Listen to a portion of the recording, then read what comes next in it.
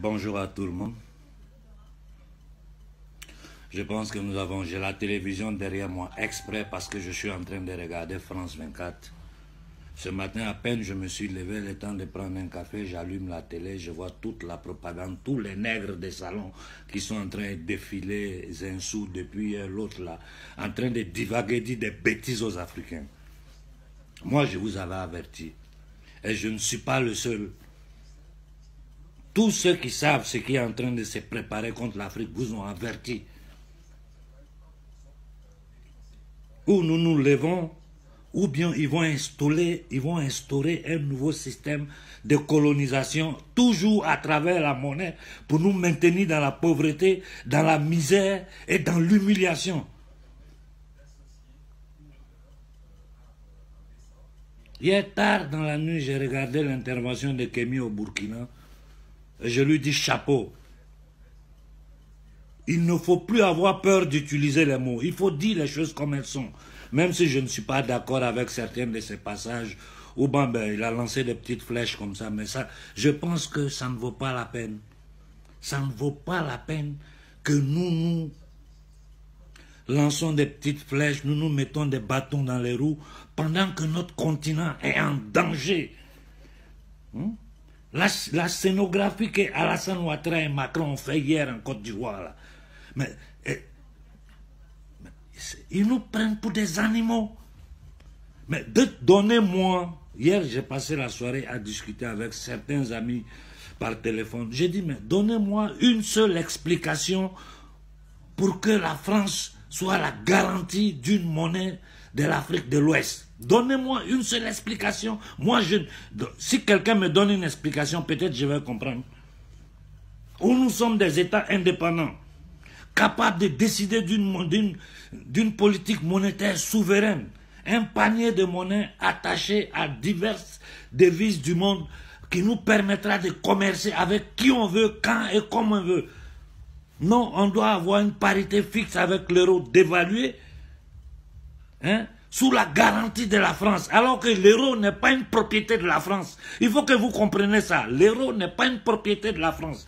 L'euro, c'est une monnaie privée de laquelle tous les peuples occidentaux sont en train d'essayer de fuir, de sortir de là. L'euro n'est pas une monnaie de la France et c'est la France qui va venir garantir la stabilité de la monnaie africaine à travers l'euro. Mais qu'est-ce qu'ils ont changé? Non, les comptes d'opération sont supprimés. Les comptes d'opération sont supprimés. Et il n'y aura plus de gouverneurs français dans les banques centrales. Et puis la France continue de garantir notre monnaie. Si on a un peu de logique là, vu que l'euro n'est pas propriété de la France, que c'est propriété des pays de la communauté monétaire européenne, c'est la Banque centrale d'Europe qui devait garantir cette monnaie. Ce sur quoi on n'est même pas d'accord. On n'a besoin d'aucune garantie. Mais c'est la France encore qui est là. Macron qui ramasse l'oligarchie criminelle française pour aller en Afrique, fait signer des contrats. Dans tous les cas, les gens qui sont derrière Ouattara, sachez que j'ai un chapitre entier dans la dénonce pour crime contre l'État français à la Cour pénale internationale. Il y a un chapitre spécial sur Ouattara. Et comme je vous l'ai dit, je l'ai envoyé à tous les gouvernants du monde. J'attends les accusés de réception pour commencer les conférences. Mais je vous répète, si le peuple africain ne se lève pas, ici là, on est dans un combat, il n'y a plus de demi-mesure dedans. Il n'y a plus de demi-mesure. Parce que c'est une question de survie. Comme le disait Patrice Lumumba, notre combat, ce n'est pas aimer ou ne pas aimer quelqu'un. Notre combat, là, c'est une question de survie. Où nous nous levons en masse dans toute l'Afrique pour dire non à la France, ou bien ils vont passer par toutes les manipulations, terrorisme, contrats. Moi, j'ai tiré dehors tous les contrats entre les multinationales françaises au Cameroun, au Sénégal. Mais il y a des trucs dedans, quand tu les lis, tu deviens fou. Toute la pollution créée par les multinationales françaises, les conditions dans lesquelles les Noirs travaillent. Mais c'est parce que vous êtes en Afrique, vous ne vous rendez pas compte du retard que nous avons. Et des bouquets comme Alassane Ouattara se tombent le plus grand danger pour l'Afrique. Un criminel de haut niveau. Un assassin économique. C'est lui qui est venu dans les années 90 avec les ajustements structurels, faire vendre aux Africains tous les biens d'État. Aujourd'hui, c'est lui qui est en train d'essayer de nous faire les jeux des trois cartes, en permettant à la France d'avoir encore la main dans nos économies. Mais nous disons un truc clair. Et ça, je le dis non seulement à la France, mais à tout l'Occident. Ça suffit avec ce banditisme-là. Ça suffit. Sinon, nous allons prendre des décisions drastiques. Vous ne pouvez pas vivre du sang du peuple africain en essayant toujours de façon machiavélique à maquiller les choses pour continuer à nous piller, à nous voler. La France n'est rien. Un petit pays qui n'est même pas capable de contrôler sa propre économie, qui est en chute libre. Un pays qui n'est même pas capable de satisfaire ses propres citoyens qui sont dans les rues depuis près de 1 an, va venir garantir la monnaie. Mais les gens nous infantilisent, nous prennent pour des chiens.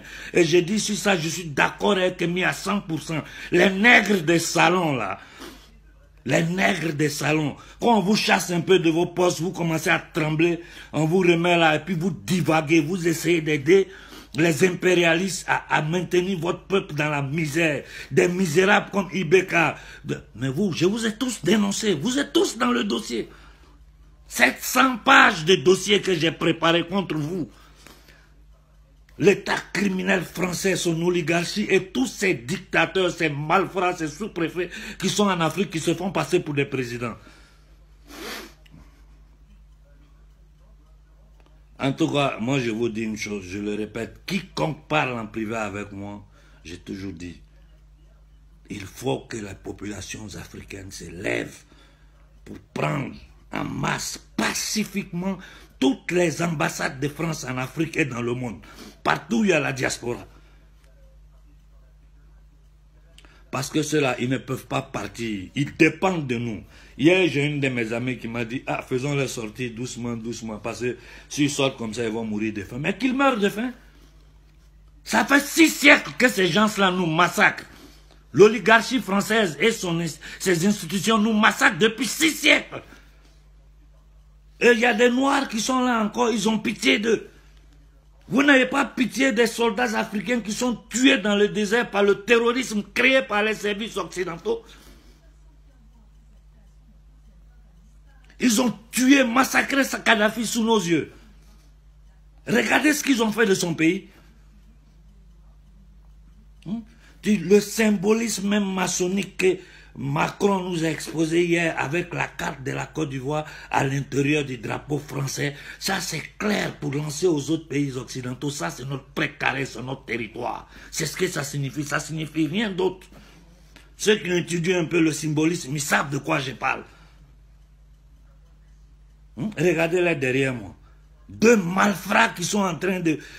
Mais Macron même, je comprends, c'est le descendant des malfrats impérialistes. Ce petit pédophilisé là. Mais un vieux con comme Ouattara, un criminel, un assassin économique, un vaurien qui a créé la rébellion et l'a envoyé la mort en Côte d'Ivoire. Aujourd'hui, il est en train d'imposer aux peuples africains une nouvelle forme de CFA parce que la France a honte. Aux yeux du monde entier. Dans tous les cas, moi j'ai dénoncé la France à la Cour pénale internationale. Et j'irai parler partout dans le monde où on me permettra de parler. J'ai demandé de prendre la parole dans une section extraordinaire des Nations Unies pour relater tous les faits que j'ai envoyés à la Cour pénale internationale. J'ai demandé au Conseil de sécurité des Nations Unies la suspension immédiate de la France jusqu'à ce que la Cour pénale me réponde. Parce qu'un pays criminel comme ça ne peut pas avoir un siège permanent au Conseil de sécurité des Nations Unies. Merde! Il faut que nous nous levons pour prendre ces ambassades-là. Kémy a été gentil, il dit les institutions. Moi, je dis non, les ambassades, il faut tout prendre.